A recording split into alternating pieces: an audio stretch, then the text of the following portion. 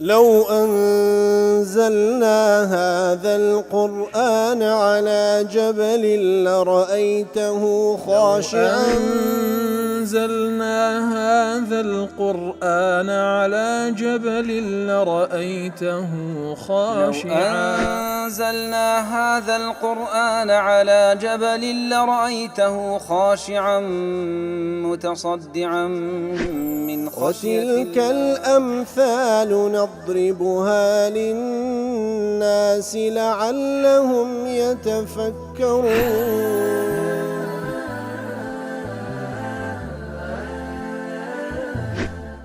الحمد لله والصلاة والسلام على رسول الله وعلى آله وصحبه ومن والاه.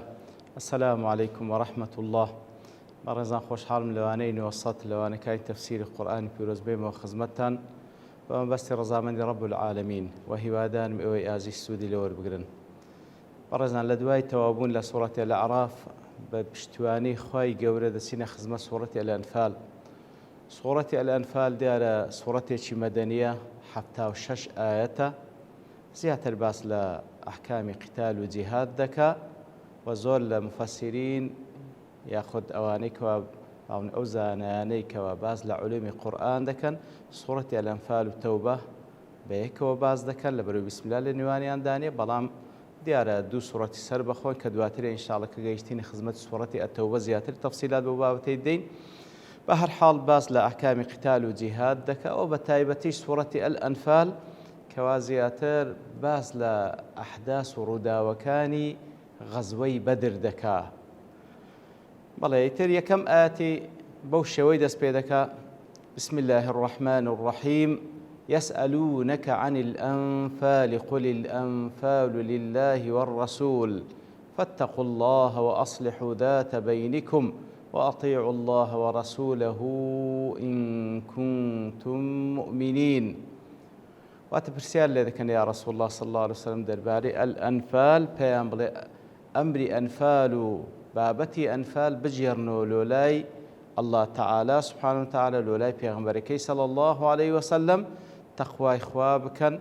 وأصلحوا ذات بينكم نواني خوتان تساق بكنوا وأطيعوا الله ورسوله إن كنتم مؤمنين. جورالي فرمانكاني الله تعالى سبحانه وتعالى جورالي فرمانكاني بيغمبركي بكن صلى الله عليه وسلم أقر أنقو إيمان دارا ديار هل تفسيري وآتي ولا سبب نزولي أو سورة بقشتي وبتايبتي وآتي سرتا زانان سن فرموديك بازكن لوانا أو فرمودي بابلين يكم زار قول ابن عباس خايل رازي بالخوي لبابك وبخاري ومسلم روايتان كده سعيدي كوري جبير رحمتي خايل بي دفرمي برسيام لابن عباس كر خاي يقول لخوي بابي رازي بي درباري سورة التوبة سورة الأنفال سورة الحشر يتدر باري سورة الأنفال دفرمي ابن عباس فرموي نزلت في بدر. سورة الأنفال دابزي درباري غزوي بدر. وهروها لحديثك ذاك أبو داود رواياتي كده ابن عباس خاي يقول لخوي بابي رازي بي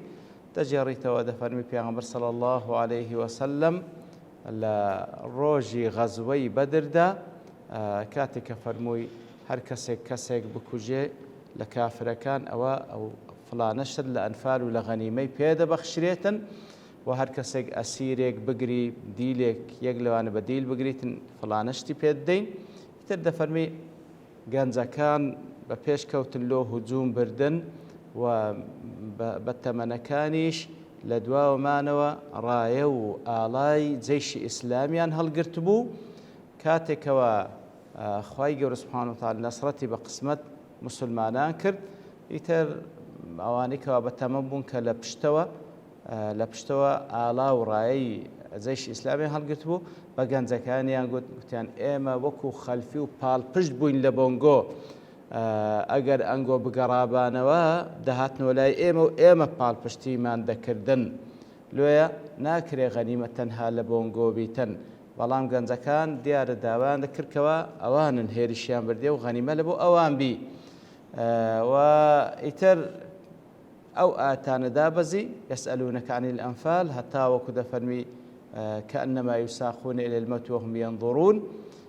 فكان ذلك خيرا لكم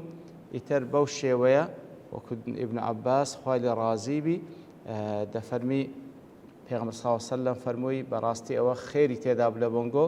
فكذلك أيضا فأطيعوني راستي أو غزوية أو خلافش كالنوان تام بيدابو هموي بخير كوتاي بيدي لو إطاع جورالي من بكن فإني أعلم بعاقبة هذا منكم أمن تاكت اللي ظالم لعاقبتي أو غنيمي لنقو لو فقسمها رسول الله صلى الله عليه وسلم بالسواء دفع پیغمبر صلى الله عليه وسلم توزيع كل نيوان جنزكام لنيوان بتمنكان وكو يكتري لحديث إشكا كوا إمام أحمد رواتي كرديا عبادي كور الصامت خوالي رازي بدا فرمي لقى پیغمبر صلى الله عليه وسلم درتوين حتى أوكو جيشتينا منطقة بدر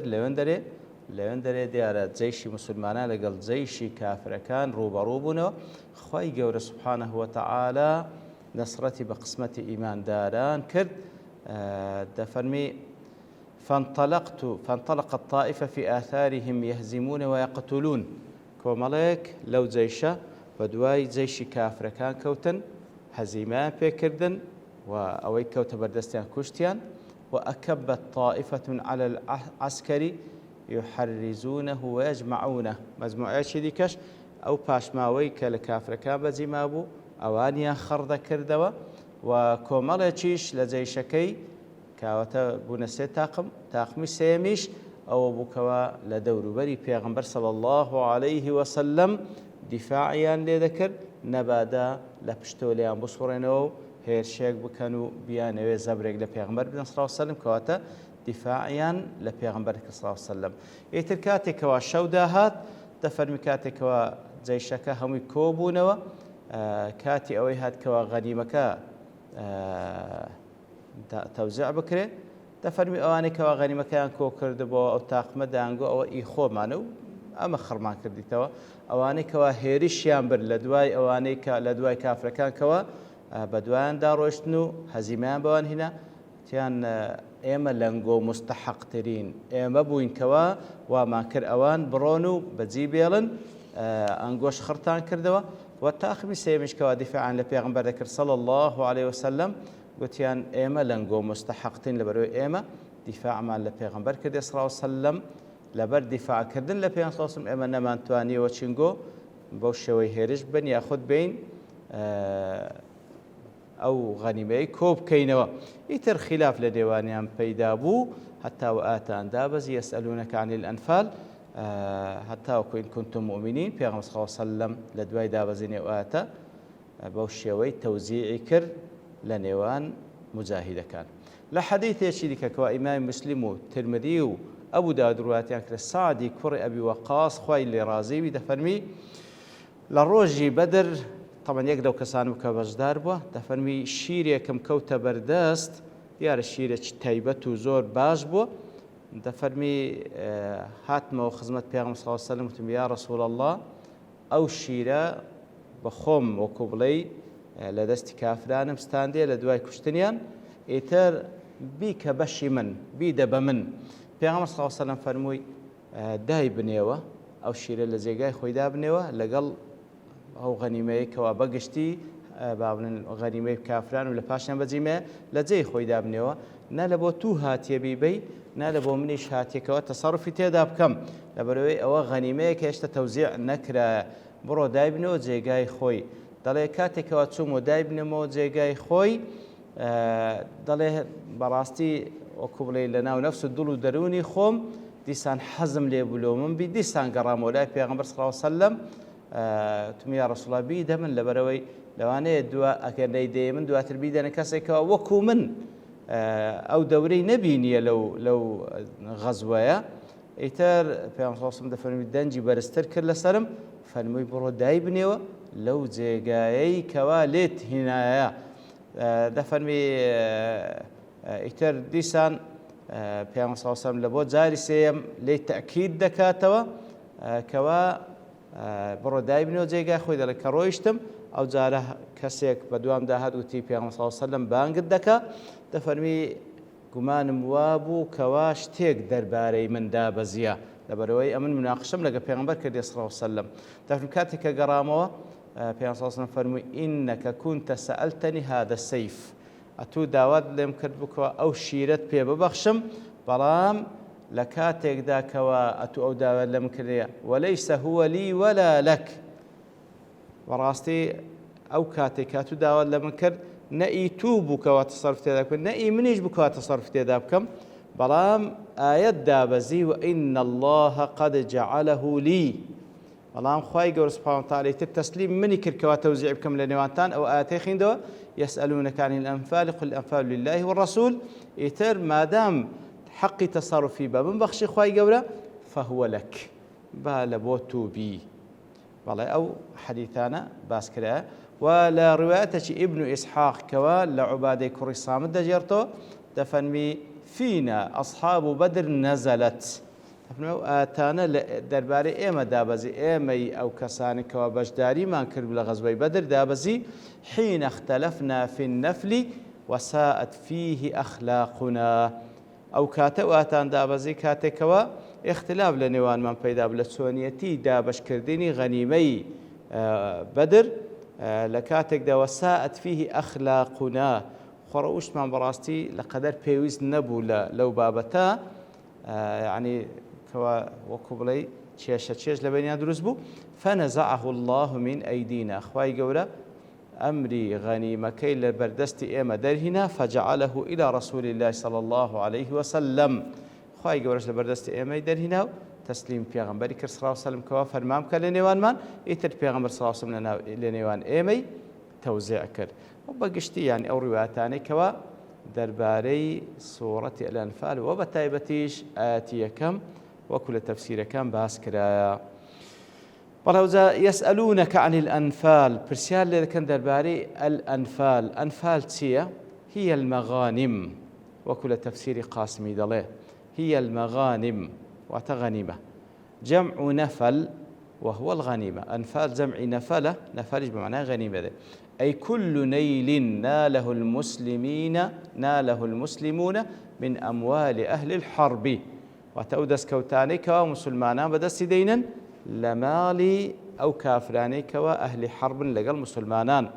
ابن تيمية رحمة الله عليه سميت بذلك لبرتسي أنفال بيقوتري أنفال لأنها زيادة في أموال المسلمين لبروي مالي شي زيادة ددريبة مسلمانان أي لأن النفل يطلق على الزيادة لبروي لأن لغته أنفال لا نفله هات نفل بمعنى الزيادة دي ومنه النافلة لصلاة التطوع لزيادتها على الفريضة وكو هلا بو نويجي سنتيج دقوتري نافلة لبروي أما فرض من هي نافلة معنى فرضك وديار واجبة بلام نافلة أو نويجانيك ونويج تطوع وكو زياتر دكري لا بابرين إضافة لبو واجبات كان نافلة شيكوا سنة وكو همان حكمكي دزاني وروايات ذكر العطاء بويكوا أنفال بريتيال بما شذ من المشركين إلى المسلمين في غير قتال عطاء ليدا جرناك أنفال أو شتيكوا لبردستي كافر كان ومشرك كان دردسي وبرو لاي مسلمانان دي ببي قتال أو زد دابة أو أما أو متاع أو زد دابيك يعني بابلين واشتريك ولاخيك كرستيك يعني أما ياخذ زارية وعبدك أوانا بخوي ديل ولاي مسلمانان يتر ودبت أنفال ببيش شركة بخويان دين ياخذ ولاغيك ياشتيك ومتاعش أوانا كواتا عطاء دلي أو أنفال أويك وببيش شر لمالي كافران هاتي لبو مسلمانان قال فهو نفل للنبي صلى الله عليه وسلم يصنع به ما يشاء لو حالتي تسليم پیغمبر اکرم صلی الله علیه وسلم او حکمی تعداد دا بوشوي كوا ديبه قال ابن كثير وهذا يقتضي انه فسر الانفال بالفيء كوا تدلي ابن كثير ديواتا او قولي عطاء معناه انفال بفيء لدايته فيء تيا وهو ما اخذ من الكفار من غير قتال فيء اويكوا لكافر كان ورد جيري ببي قتال بيغوتري فيء اتدلي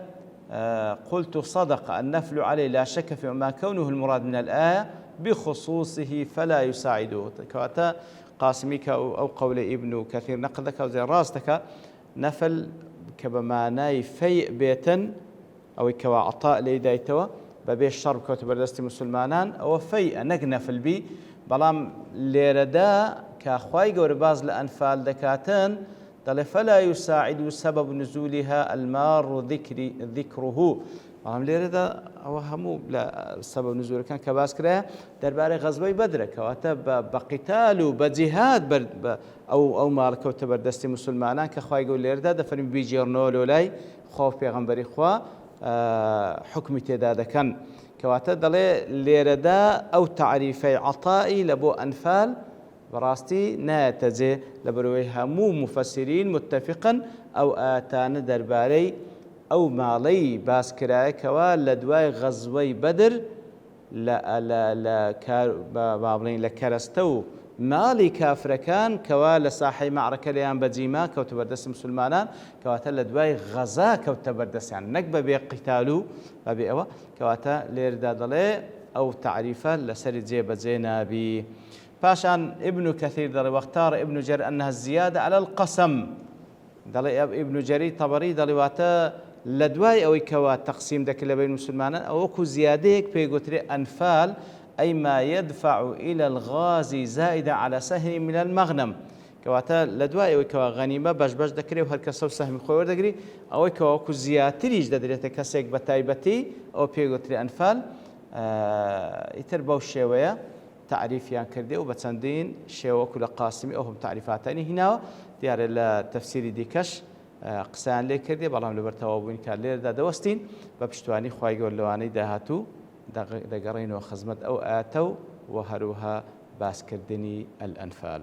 وصلى الله وسلم على نبينا محمد وعلى آله وصحبه أجمعين وآخر دعوانا الحمد لله رب العالمين. لو أنزلنا هذا القرآن على جبل لرأيته خاشعا أنزلنا هذا القرآن على جبل لرأيته خاشعا أنزلنا هذا القرآن على جبل لرأيته خاشعا متصدعا من خشية الله. وتلك الأمثال نضربها للناس لعلهم يتفكرون.